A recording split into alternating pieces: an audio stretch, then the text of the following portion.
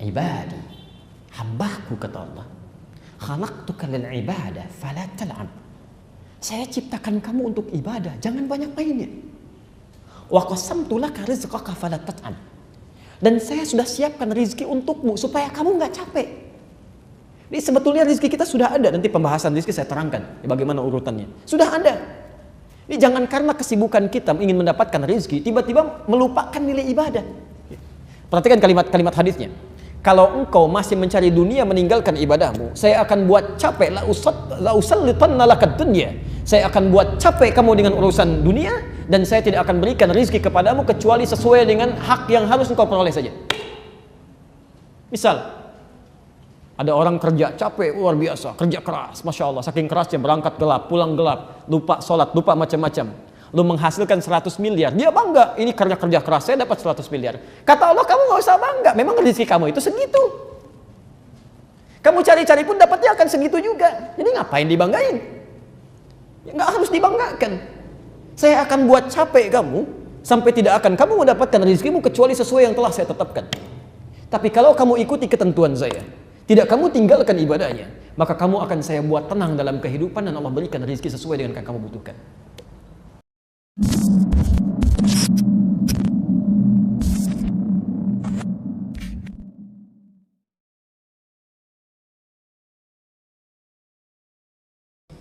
Baik, kita masuk pada bahasannya. Bismillahirrahmanirrahim. Di pertemuan lalu kita sudah tuntas bahaskan mengenai makna ayat Maliki Yaumiddin, dan kita kaitkan dengan kalimat Iyyaka na'budu wa iyyaka nasta'in. Kesimpulan pertama, ayat Maliki Yaumiddin memberikan pesan kepada kita bahwa semua nikmat yang Allah titipkan kepada kita hakikatnya bukan milik kita tapi milik Allah. Saya ulang ya, hakikatnya bukan milik kita tapi milik Allah. Malik, Allah yang punya, bukan kita yang memiliki. Yang kedua, seluruh nikmat yang Allah titipkan kepada kita satu saat akan dimintai pertanggungjawabannya, akan ditanya. Yaumiddin, Malik Yaumiddin, saya yang punya, dan satu hari nanti saya akan tanya. Anda nanti lihat bahasan kita di rekaman yang sebelumnya supaya bisa menyambungkan korelasi dengan bahasan hari ini. Pelan-pelan. Jadi baik itu nikmat yang berada pada jasad kita. Hati-hati, pandangan itu nikmat. Mata itu nikmat, telinga itu nikmat. Dan ini punya Allah, bukan punya kita, karena bahasanya titipan. Jadi mumpung Bapak Ibu, saya, kita dititipkan nikmat ini, gunakan pada yang baik. Kalau enggak ya salah, keliru. Akan ditanya oleh Allah. Saya beberapa saat lalu kami ada di Padang, di daerah Payakumbuh, sampai ke daerah Padangnya. Saya mau kasih gambaran begini, Bapak Ibu sekalian, masya Allah. Dari nikmat usia saja ya, sekarang ada gerakan luar biasa menuju generasi Quran. Generasi Quran. Daerah Payakumbuh itu ke Padang sedang menciptakan suasana kota Quran. Anak-anak yang bergerak kepada Quran, sampai wali kotanya, masya Allah, sampai wali kotanya. Anda bayangkan sekarang beberapa daerah di Indonesia saja, bukan di Arab, itu anak 4-5 tahun sudah mulai bisa terbiasa menghafal sampai 15 juz Quran, setengah Quran. Anak usia 4-5 tahun, rata-rata 15 juz, 10 juz, beberapa tempat sudah seperti itu. Maka kalau kita misalnya diberikan usia yang berlebih daripada itu, 40 tahun, 50 tahun, jangankan menghafal, untuk baca saja belum tersentuh, anak ketinggalan. Jauh gitu. Di persaingan ke surga itu tiketnya makin mahal Pak sekarang, Bu, bukan makin murah. Jadi kalau Anda nggak siapkan sekarang, jauh. Bisa nggak kebayang, ada anak belum berlaku hisab untuk anak itu, taklifnya belum berlaku, kalau sholat juga dia nggak dihisab, maksiat belum dihisab, dia sudah berusaha mencari bekal untuk menghadap Rabbnya, menghafalkan Quran. Ada orang yakin akan dihisab, usianya lebih daripada itu, dia masih bermain-main dalam kehidupannya. Suatu saat akan ditanya. Yang paling luar biasa itu, masya Allah, saya sampai diam, saya sampai menangis Pak. Hati saya menangis. Saya beberapa detik diam begini, kayak nggak sadar gitu. Kami diundang ke daerah Telas namanya, di Binangun, ujung Jawa Tengah, daerah agak ke dalam terpencil. Jadi Anda cari di Google itu, di Google belum tentu ketemu. Saking terpencilnya gitu ya. Masya Allah, kami dapat info ada keluarga perawat kambing di situ. Kita kunjungi, karena kisahnya ini luar biasa. Kami datang ke situ. Masya Allah, melihat satu keluarga, wajahnya memancarkan aura kebaikan, kan? Ternyata Anda tahu hidupnya itu cuma 100.000 per bulan. 100.000 per bulan. Tidak ada tampak di wajahnya keluhan. Kami datang sudah mencari hidangan terbaik untuk tamunya. Ada yang masak ikan dulu segala. Itu tampilkan coba 100.000 per bulan. Bisa nggak Anda terbayang? Ada orang desa di tepian desanya hidup 100.000 per bulan tidak pernah mengeluh. Ada orang, Masya Allah, mengatakan saya orang kota, ratusan kali lipat daripada itu, hampir setiap detiknya terisi dengan keluhan. Tapi yang menarik, ketika kami lihat kambingnya ada 4 ekor pada saat itu, kami ditunjukkan, Allahu Akbar, ketika saya lihat, itu seluruh kambingnya ditutup dengan potongan aqua, Pak. Ya, Ibu ya, yang kayak ada 1 liter itu kan agak besar ya, ditutup di mulutnya begini. Saat ditutup seperti itu saya tanyakan, ini kenapa kambingnya? Sakit? Tegas saya tunjuk, sampai saya tunjuk, ini sakit kambingnya. Perhatikan jawabannya, ini kami sampai diam, sampai saya menangis dalam hati. Lihat jawaban orang ini. Ini kambing tidak sakit, tapi kami baru datangkan dari penjualnya. Sampai tiba di sini, kami tutup mulutnya supaya tidak memakan yang bukan haknya. Supaya tidak memakan yang bukan haknya. Demi Allah saya katakan, orang ini cuma dititipkan 100.000 plus kambingnya, dan itu pun yang dirawat punya orang lain. Dia jaga setiap sennya sampai hak kambingnya. Anda dititipkan berapa oleh Allah? Dan sudahkah Anda bisa pastikan ketika Allah menanyai suatu saat nanti Anda bisa pertanggungjawabkan setiap sennya? Di mana dia gunakan? Dan itu karena itu punya Allah, bukan punya kita. Punya Allah, satu saat akan ditanya gitu ya. Karena itu kalau kita balik bertanya kepada Allah, ya Allah, ketika Engkau titipkan kepada kami, bagaimana cara kami menggunakannya? Seperti apa kami ya Allah? Dan kalau kami punya kesulitan, seperti apa memohon petunjuk-Mu? Seperti apa Engkau akan menolong kami? Maka diberikan jawaban di ayat seterusnya, Iyyaka na'budu wa iyyaka nasta'in. Ini yang kita coba mulai pelan-pelan.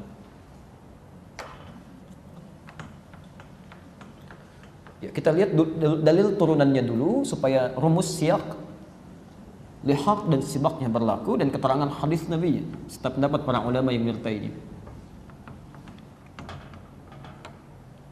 Bismillah. Quran surah ke-51 ayat 56. Kita ambil satu aja untuk mempercepat.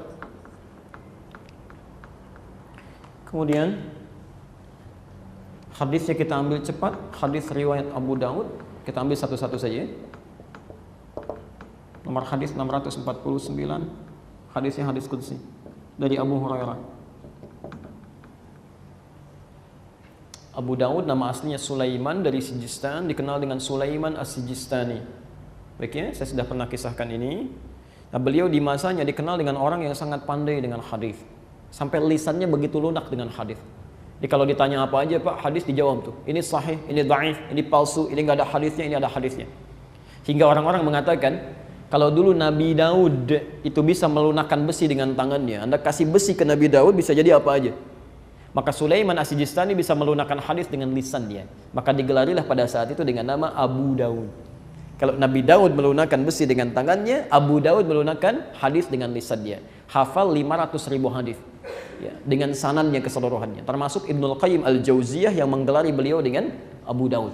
Jadi kalau Bapak Ibu beli kitab Sunan Abu Daud, di pengantarnya, ya, di jilid yang pertama, di cover bagian luar, posisi sebelah tengah, itu disebutkan dari Ibnul Qayyim Al-Jauziyah. Disampaikan oleh beliau, inilah Abu Daud yang bisa melunakkan hadis dengan lisannya. Dari 500.000 hadis ini, diseleksi 4.800 hadis sebagai penunjuk ajaran fikih. Jadi cara tentang wudhu, tentang sholat, tentang macam-macam. Kalau Anda ingin lihat tuntunan dari Nabi, itu kalau mau cepat carinya jangan di Al-Bukhari Muslim. Cari di kitab Sunan, paling bagus Sunan Abu Daud. Misal, antum dari i'tidal mau ke sujud, yang duluan nempel ke tempat sujud, telapak tangan atau lutut duluan? Oke? Nah itu di Al-Bukhari nggak ada, di Muslim nggak ada, cuma ada di Abu Daud salah satunya.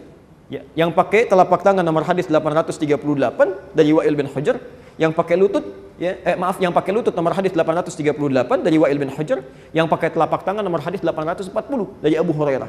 Tapi keduanya cuma ada di Abu Daud. Dari 4.800 hadis itu ada 15 hadis qudsi. Posisi hadis nomor 2 hadis qudsinya nomor hadis 649. Ini terkait dengan bahasan kita. Taib. Iyyaka na'budu wa iyyaka nasta'in.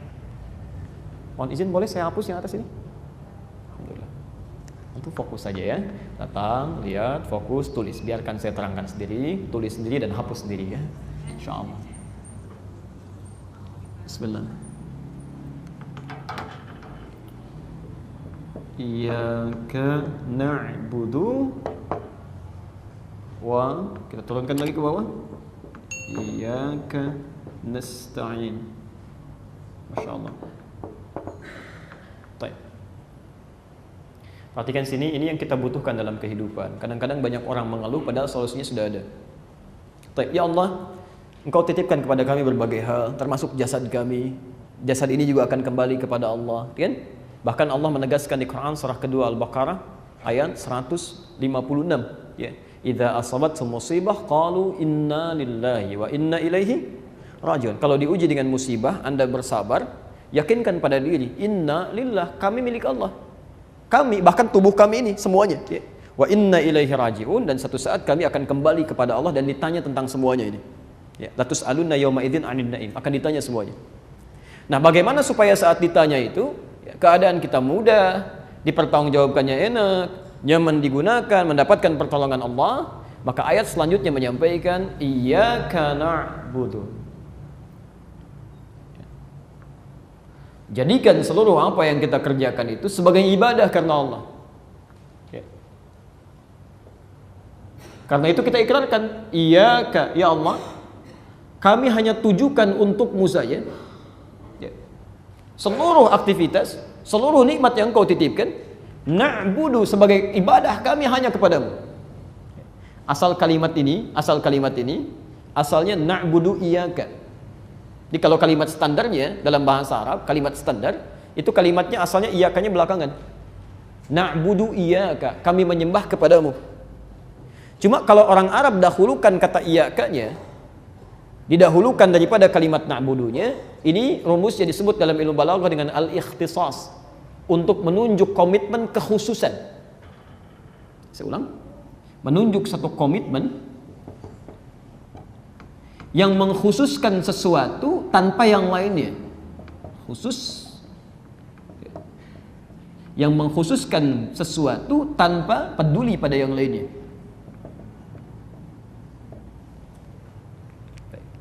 Mohon izin saya pelankan sedikit ritmenya karena kita sudah sampai pada inti bahasannya. Perhatikan gambarannya. Kalau Anda katakan na'budu iyyaka, itu masih standar. Ya Allah, kami siap menyembahmu. Demikian. Tapi kalau ada kepentingan lain, Anda bisa abai. Misal, Bapak Ibu mau sholat ya, subuh jam berapa sekarang? Misal 4.45 ya, 4.45. Bapak mau sholat, Masya Allah, sholat menyembah Allah. Kita katakan na'budu iyyaka, kami akan menyembahmu. Kita mau sholat, tapi begitu mau sholat tiba-tiba bolanya belum selesai. Masya Allah, pertandingan Madrid lawan Sevilla kan belum selesai sampai babak perpanjangan waktu. Misal, ya azan sudah manggil. Maka ketika orang-orang cuma mengatakan na'budu iyyaka, dia masih peduli pada yang lainnya. Mungkin simpan dulu, ya mohon maaf, TV-nya teruskan dulu, sholatnya simpan dulu. Begitu selesai tayangan bolanya baru kemudian sholat. Sama ibu juga ya, Masya Allah. Begitu sedang nawar, misal ya di Mall Kelapa Gading sedang nawar sesuatu, tiba-tiba azan berkumandang, Allahu Akbar, Allahu Akbar. Di sana ada musola. Ibu sholat dulu atau nawar dulu? Alhamdulillah, begitu ibu mau sholat, tiba-tiba di suara itu setan masuk ke situ mengatakan diskonnya naik 95%. Sholat dulu atau kembali nawar? Tidak mudah gitu ya. Itu nggak mudah. Tidak mudah ya. Baik, pelan-pelan. Saya kembalikan. Nah, kalau kita mencoba menepikan yang lainnya selain satu hal tertentu, pokoknya saya mau fokus pada yang ini, yang lain enggak. Itu rumusnya dalam bahasa Arab, dahulukan iyyaka-nya ke depan, pekerjaannya diakhirkan. Seakan-akan kalau Anda sudah mengatakan iyyaka hanya untuk Allah saja, maka yang lain itu hilang. Yang lain hilang. Maka kalau orang sudah iyyaka saat dia mau beribadah, maaf, dia mau sholat dia nggak peduli. Apakah ada situasi misalnya acara di TV, pekerjaan yang tidak terlampau penting, ya, dia nggak akan peduli. Yang penting sholat ya kerjakan. Ya, Bapak juga sama dalam Jumat itu kenapa disandingkan dengan jual beli? Ya, dengan jual beli. Bahkan di ayat ke-11-nya ada isyarat bahwa ada orang-orang yang tega mengabaikan Jumatnya demi kepentingan bisnisnya. Ada bisnis di tanda tangan, proyeknya miliaran terjadi pada saat Jumat. Dia tinggalkan Jumatnya, dia kejar bisnisnya. Bisa terjadi gitu ya. Bisa terjadi. Zaman Nabi pernah ada yang begitu di awal-awal masa Jumat karena belum tahu. Pernah sampai turun ayat wa idza ra'au tijaratan aw lahwan faddu ilaiha wa tarakuka qa'imah. Kata Ibnu Katsir ketika beliau sedang khutbah, ditinggalkan oleh banyak orang, tersisa tinggal 12 orang saja. 12 orang ya. Nah, ada rumus nanti di tafsir, kalau ada kejadian tidak disebutkan orangnya, kapan kejadiannya, itu pertanda kejadian dimaksud akan berlangsung di masa berbeda dengan tokoh yang berbeda. Bisa ada, bisa didapati. Ya. Nah, orang iyaka tidak begitu. Begitu dia katakan iyaka, cuma Allah aja, yang lain enggak. Yang lain enggak. Nah, yang menarik, ini poin kita. Na'budu, kami akan jadikan semua nikmat yang Allah titipkan untuk kepentingan ibadah saja. Allah titipkan nikmat mata, maka mata akan digunakan untuk kepentingan ibadah. Lisan digunakan kepentingan ibadah. Telinga digunakan kepentingan ibadah. Sampai ujung kakinya. Ini baru tubuh. Ya. Belum pakaian. Jadi Anda dikasih pakaian fungsinya apa? Bukan untuk pamer. Bukan untuk ria. Bukan untuk dilihat orang. Ya. Tapi bagaimana Allah suka dengan pakaian kita? Dipakai sholat nyaman, kan? Masya Allah. Dipakai ibadah nyaman.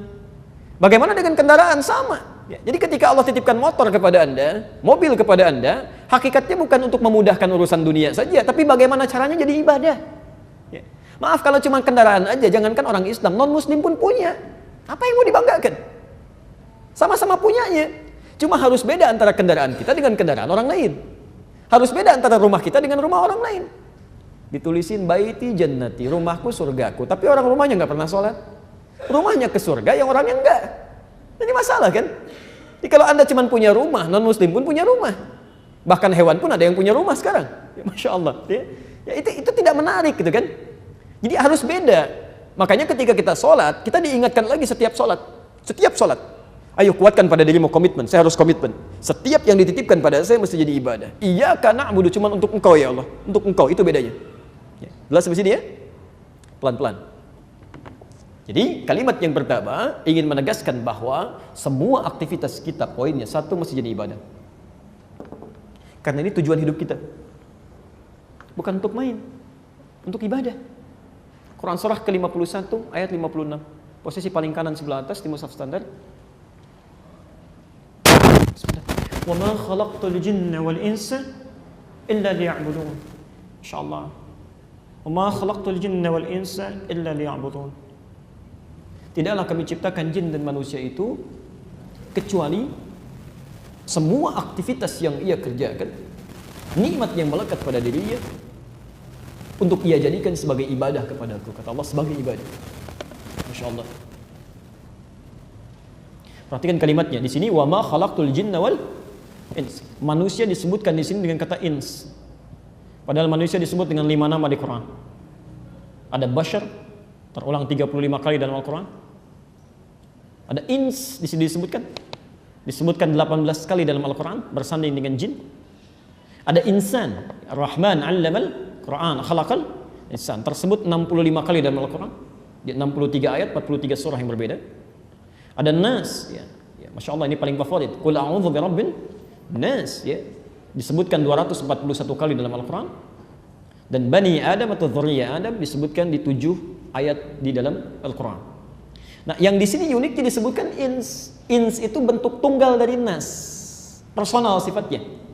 Seakan-akan Allah ingin mengatakan, hey, ibadah ini tidak hanya berlaku komunal, tapi semua orang, setiap yang bernama manusia, setiap personalnya mesti menjadikan semua aktivitas dan segala nikmat yang melekat pada dirinya untuk ibadah. Dan setiap kita akan ditanya tentang ibadah kita itu. Gak bisa diwakilkan. Fulan, bagaimana hidup kamu? Ya Allah, saya wakilkan aja sama dia supaya bisa bicara. Gak bisa. Antum silakan pejabat paling hebat punya jubir, ketika nanti ditanya oleh Allah nggak bisa. Ya Allah, saya punya jubir, dia aja yang ditanya, jangan saya. Nggak bisa, nggak bisa. Ya semua akan ditanya. Karena itu sifatnya personal. Ya, wa ma khalaqtul jinna wal ins. Bisa Allah katakan begini, wa ma khalaqtul jan wan nas, bisa. Tapi kenapa menggunakan kata ins? Ingin menunjukkan bahwa esensi ibadah berlaku bagi setiap person yang tercipta. Sebaliknya kalau ada manusia diciptakan oleh Allah, lantas dia tidak beribadah, maaf, maka ada yang keluar dari hakikat kemanusiaannya. Ya. Kalau dalam bahasa bebasnya, kamu bukan manusia gitu. Kamu manusia itu untuk ibadah, untuk ibadah. Ya. Awas bahasa agak tingginya, deh, bahasa agak tingginya. Hati-hati, pelan-pelan. Jadi bagaimana caranya? Semua aktivitas kita, ya, Masya Allah. Kemudian semua nikmat yang Allah titipkan kepada kita. Dari kita bangun tidur sampai tidur lagi, mengecek semua inventaris yang ada di rumah, yang berkait dengan aktivitas kita di kantor dan segalanya. Bagaimana caranya? Semua mesti menjadi ibadah. Saya sampaikan hadis qudsi, Pak, ya, bukan yang ini. Lihat kalimatnya. Ibadi, hambaku, kata Allah. khalaqtuka lil ibadah fala tal'ab. Saya ciptakan kamu untuk ibadah, jangan banyak mainnya.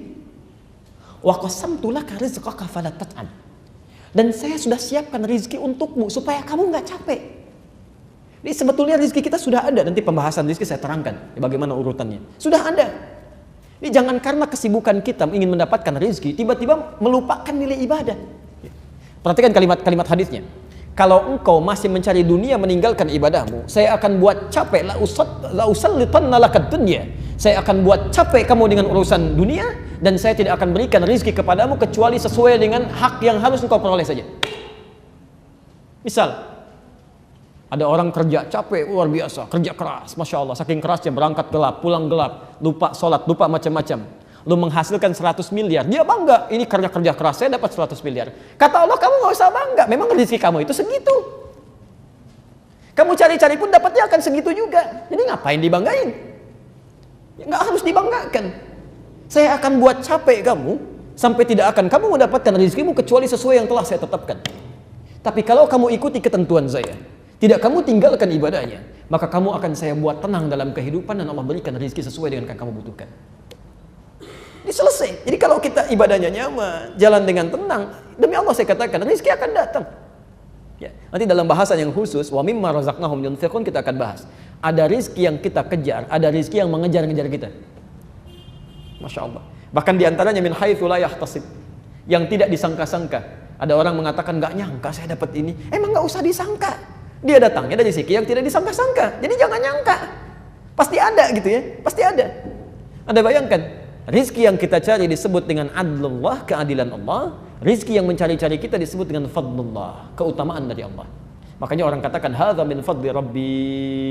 Ini keutamaan yang Allah berikan kepada saya. Jelas ya? Nah, karena itu, supaya hidup kita mudah, nyaman dalam kehidupan dunia akhirat, maka jadikan semua aktivitas sebagai ibadah. Pelan-pelan. Iya kak? Bukan pada yang lain, hanya untuk Allah. Ya. Ini bukan pada yang lain, hanya pada Allah. Ya, tujukan karena Allah.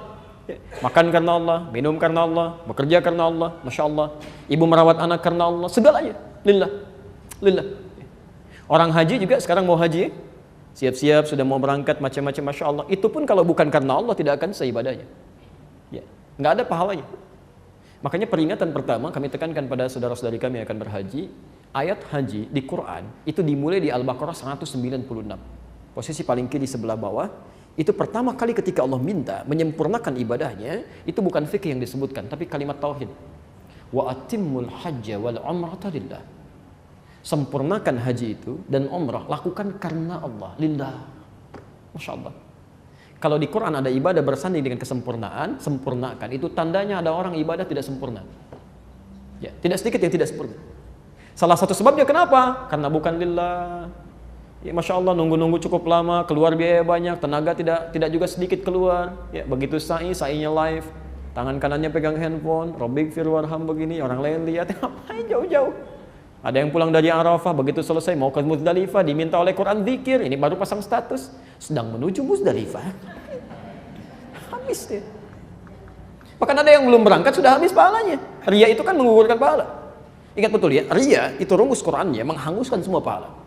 Al-Baqarah Quran surah kedua ayat 264, posisi paling kiri sebelah bawah. Kalimatnya, ya ayyuhalladzina amanu, hai orang-orang yang merasa punya iman. La tubtilu sadaqatikum bil manni wal adha. Jangan Anda gugurkan kebaikan-kebaikan yang telah Anda tenuh lelah itu dengan berbuat sesuatu yang merusak dan menghancurkan amalan. Kalladzi yunfiqu malahu ria'an nas, seperti orang infak yang ria. Di ria itu bisa menggugurkan amalan, habis semuanya. Enggak bernilai. Bukan cuma infak, ada orang salat kan ria, al-maun itu. Ya, fawailul lil musallin, celaka orang salat. Masya Allah, orang salat masih bisa celaka, apalagi yang enggak salat. Ya. Alladzina hum an salatihim sahun, yang lalai dalam salatnya. Di antara makna lalai itu alladzina hum yuraun, yang ria saat dia menunaikan salat. Ada orang haji ria, ada. Indikasinya bukan lillah, bahkan sebelum berangkat sudah ria. Ya. Tidak keliru kalau Anda ingin kumpulkan, ingin minta maaf, gak ada masalah di situ. Ya, gak ada persoalan, silahkan. Tapi kadang-kadang lupa lisan. Bapak Ibu sekalian, warga kompleks semuanya, ya, kami akan berangkat, mohon doakan kami supaya lancar aktivitas haji kami. Tolong maafkan kalau ada kesalahan-kesalahan yang pernah kami kerjakan saat ini demi kelancaran ibadah kami. Ini haji pertama kali kami, Pak. Barangkali ibu ini pula yang pertama kami haji di komplek ini ya. Pak RT belum haji, Pak RW belum haji, kami yang pertama. Kami doakan saat di Ka'bah nanti Bapak Ibu bisa haji juga. Itu habis pahalanya sih makan. Ya. Habis itu. Belum dapat sudah hilang ya. Jadi masalah. Sekarang kita evaluasi sebentar ya. Tolong sabar belajarnya. Kita gali setiap kalimat-kalimat Qur'annya. Kita turunkan ayat-ayatnya. Sekarang pertanyaan saya, tanya pada masing-masing ya. Sudah kelihatan dari sisi aspek-aspek yang lain. Berapa usia kita masing-masing?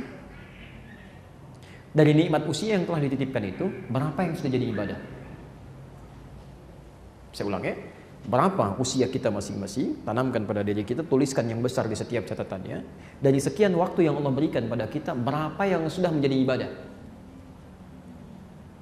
Hati-hati. Misal saja, ada penelitian, kita ambil contoh Quran aja, ambil contoh Quran. Tentang pertanyaan ini ada di Quran surah ke-46, Al-Ahqaf, ayat 15. Posisi paling kiri sebelah atas, di mushaf standar. Bismillah. Quran surah ke-46 Al-Ahqaf ayat ke-15. Wassaynal insana biwalidayhi ihsan, ada? Ya, dan kami wasiatkan kepada manusia. Insyaallah. Artinya wasiat. Biasanya kalau Bapak Ibu mendengar kata wasiat, yang tersirat apa? Mau meninggal itu ya. Baik. Wasiat itu asalnya bukan mau meninggal, bukan. Wasiat itu pesan yang sangat kuat. Kenapa sering diidentikan dengan orang yang akan wafat? Karena biasanya begini, pesan orang akan meninggal itu lebih bisa didengar, lebih kuat nilainya dibandingkan dengan sebelum dia berada dalam keadaan demikian. Ya. Ibu ngasih tahu anak, sholat ya nak, tenang aja mah, gampang, gitu kan? Tapi kalau info sudah 3, ya semua sudah dipasang, nah sholat ya iya mah, lebih cepat. Ada wasiat di situ. Ya. Jadi kalau diartikan orang akan meninggal, jadi keliru. Allah memberi wasiat dan Allah tidak meninggal. Ya. Artinya kalau ada pesan di Quran dikaitkan dengan Allah menggunakan kata wasiat, itu artinya pesan ini begitu penting, sangat kuat dan harus dicamkan oleh setiap yang mendengarnya. Wassaynal insana biwalidayhi ihsana. Kami wasiatkan pada setiap manusia agar berbakti pada kedua orang tuanya. Maaf, saya agak cepat setelah diterangkan mengandungnya, menapinya, merawatnya dengan lelah segalanya. Lihat ujungnya. Maka tatkala anak itu tiba di usia 40 tahun, 40 sana. 40 tahun. Dan diantara kita tidak sedikit yang sudah mencapai itu, bahkan lebih.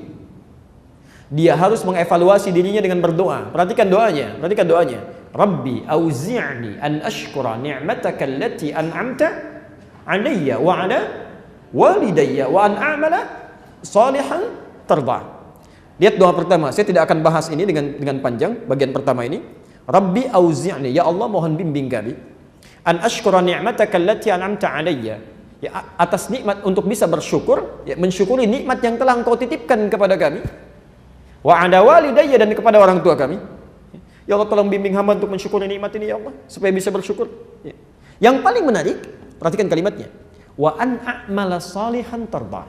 Dan mohon bimbing kami untuk bisa menggunakan waktu yang Kau berikan ini, nikmat yang Kau titipkan untuk beramal soleh. Ya. Pelan-pelan. Kenapa ada kalimat amal soleh di sini? Karena jangan-jangan, mohon maaf, sudah Allah berikan selama 40 tahun, belum dia gunakan untuk beramal soleh. Anak 4 tahun sudah ke masjid. Bapaknya yang 40 tahun nggak mau ke masjid. Pak, kok nggak ke masjid? Anaknya ke masjid, kan sudah ada perwakilan dalam keluarga. Allahu Akbar. Ada kalimat itu pernah kami dengar saat ada di Jakarta, salah satu sudutnya. Ada, ya. Masya Allah. Anaknya menghafal Quran, bapaknya mau baca pun belum tergerak. Atau ibunya demikian. Ya, padahal baru 4 tahun. Ya, ada yang keliru. Karena itu setiap manusia mesti mengecek. Kalau sudah ada 40 tahun dari usianya, saya berikan gambaran sederhana ya. Ini penelitian pernah dilakukan walaupun ringan. Ya, walaupun ringan. Umumnya, walau tidak semuanya, umumnya setengah usia manusia itu dipakai tidur. Jadi kalau orang diberikan 40 tahun, setengahnya 20 tahun itu umumnya dipakai tidur. Dari mulai kecilnya, dewasanya, tidur siangnya, tidur malamnya, macam-macamnya. Jadi kalau 40 tahun yang digunakan tidur berapa tahun? 20 tahun. Yang digunakan beraktivitas 20 tahun. Perhatikan. Apakah saat kita beraktivitas semuanya benar? Tidak, mungkin ada salahnya. Mata salah, telinga salah, lisan salah, sampai ke ujung kaki. Saya mau tanya, dari 20 tahun ini berapa yang sudah dipakai ibadah? Baik, ya. Misal, jangan terlalu pesimis, ambil setengahnya. Bisa 10 tahun. 10 tahun. Jadi kalau orang usia 40 tahun, yang bernilai dalam pandangan Allah, misal saja, ya dari 40 tahun ini cuma 10 tahun, bekal yang dibawa pulang. Pertanyaan kami, berapa dosanya? Sudah tadi ya, setengah kita ambil, misal. Dari 10 tahun ini, pertanyaan selanjutnya, maaf, dari 10 tahun ibadah, apakah sudah pasti diterima? Belum. Apa syarat diterima? Ikhlas. Quran surah Al-Bayyinah 98 ayat kelima. Wa ma umiru illa liya'budullaha mukhlishina lahuddin. Dari 10 tahun ibadah berapa tahun yang ikhlas? Salat yang ikhlas, baca Quran yang ikhlas, infak yang ikhlas. Misal ambil 5 tahun setengahnya, misal saja 5 tahun. Jadi orang usia 40 tahun membawa bekal yang tidak bermasalah kepada Rabbnya, misal cuma 5 tahun saja. Dosanya berapa tahun? Ya, coba dicek. Dan dalam keadaan ini masih menginginkan untuk bisa masuk surga. Masya Allah, kan aneh dia, aneh ya. Pasti ada yang salah, pasti ada yang keliru, ya. Ada yang keliru. Ya. Perhatikan pelan-pelan ya. Kalaupun misalnya orang ini dosanya berimbang, taruhlah dari semua ini diabaikan, dosanya 5 tahun juga satu hari aja. Ya. Masya Allah. Ada orang punya amal baik 5 tahun, amal jeleknya 5 tahun satu hari. Masih banyak yang mana amalnya? Yang jeleknya masuk kemana? Fa'amma man khaffat mawazinu fa ummuhu hawiyah. Tapi kalau ringan timbangan amal baiknya, berat amal buruknya, maka tempat kembalinya hawiyah. Ya, neraka bagi dia. Itu luar biasa. Karena itulah kita minta kepada Allah supaya dibimbing untuk beramal soleh, an a'mala salihan. Yang jadi masalah, orang beramal soleh pun belum tentu Allah ridha. Ini jangan Anda kira kalau Anda baru salat Allah terima, belum tentu. Belum tentu. Karena orang salat pun kata Quran itu ada 2 jenis. Quran surah keempat, An-Nisa ayat 103, posisi paling kanan di atas ke pertengahan sedikit. Fa idza qadaytumus shalah fadhkurullaha qiyaman wa qu'udan wa 'ala junubikum. Masyaallah. Fa idza qadaytumus shalah, kalau Anda wakaf di sini baca Qurannya. Fa idza qadaytumus shalah, maka jika salat telah tuntas Anda tunaikan.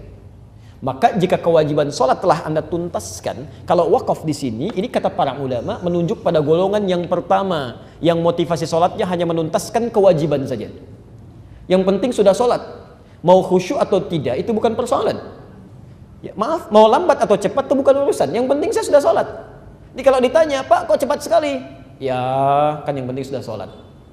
Masya Allah, gitu kan? Baca apa tadi? Ya kan sudah hafal, Al-Fatihah dibaca tiap hari misalnya.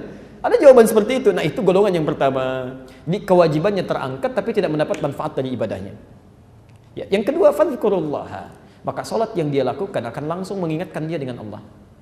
Ya, Masya Allah. Jadi kalau orang sholatnya berhasil, makanya disebut sholat dari kata silah. Silah itu nyambung, tersambung erat. Jadi kenapa disebut sholat? Karena ibadah sholat ini melatih kita untuk tersambung dengan Allah dalam setiap liku kehidupan kita. Jalan ingat Allah, duduk ingat Allah. Masya Allah, mau tidur pun ingat Allah. Itu fungsinya. Ya, coba dari sekian sholat yang telah kita tunaikan, berapa yang menjadikan kita ingat pada Allah?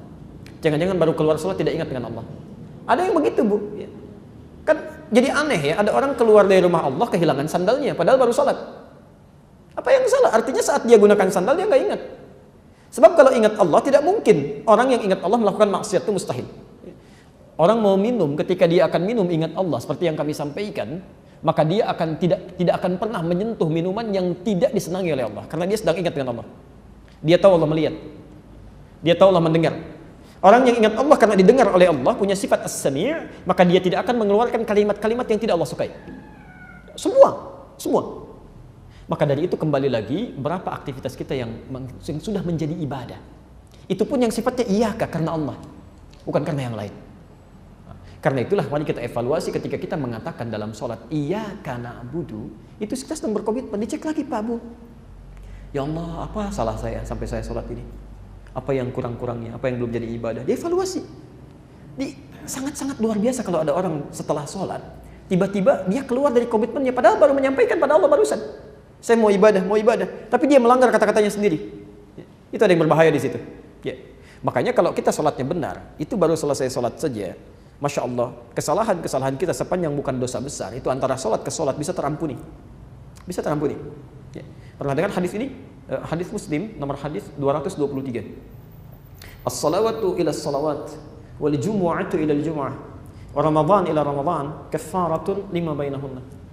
Salat satu ke salat yang lainnya, Jum'ah ke Jum'ah ada pekanan. Wa Ramadan ila Ramadan ada tahunan. Kalau benar ditunaikan kata Nabi, kaffaratun itu akan menghapuskan ya lima bainahunna, dosa-dosa yang pernah dikerjakan di antara keduanya.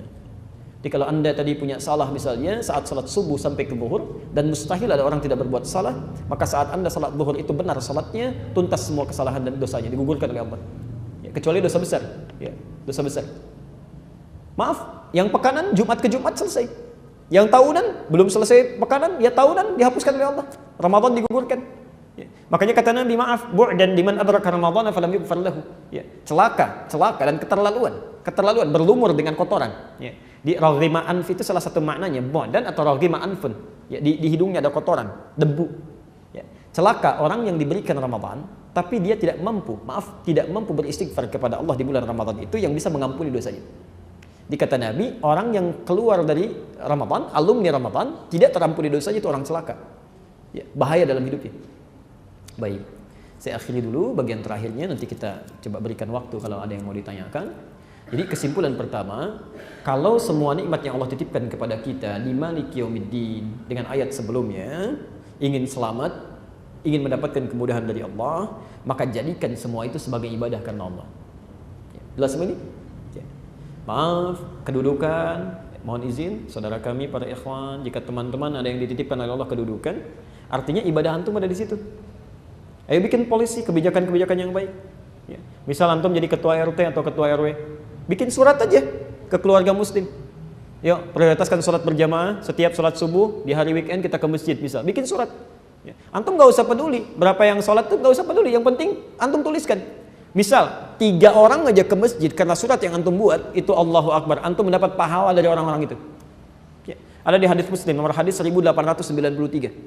Man dalla ala khairin, falahu ajruhu mithla ajri fa'ilihi min ghairi an yankusa min ajri syai'. Ya. Masya Allah. Siapa yang menunjukkan, memberikan fasilitas pada seseorang untuk berbuat baik, lalu dia lakukan, maka Anda mendapatkan pahala yang sama dengan yang melakukannya tanpa dikurangi sedikit pun. Maka bayangkan kalau 10 orang kemudian dia ke masjid, Anda meninggal dunia dia masih ibadah, pahalanya berapa itu mengalir?